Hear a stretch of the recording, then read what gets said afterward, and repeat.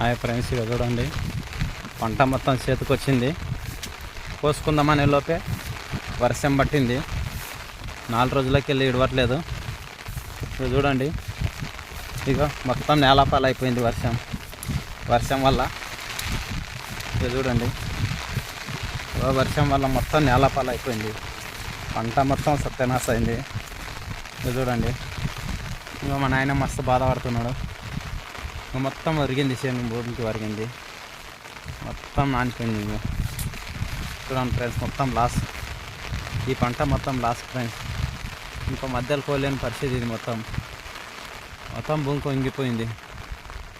చూడండి ఫ్రెండ్స్, మొత్తం సత్యనాశ అయిపోయింది ఫ్రెండ్స్. జొన్న చేను మొత్తం, జొన్నలు కోసి శనగలేతాం అనుకుంటే మొత్తం సత్యనాశ అయింది ఫ్రెండ్స్.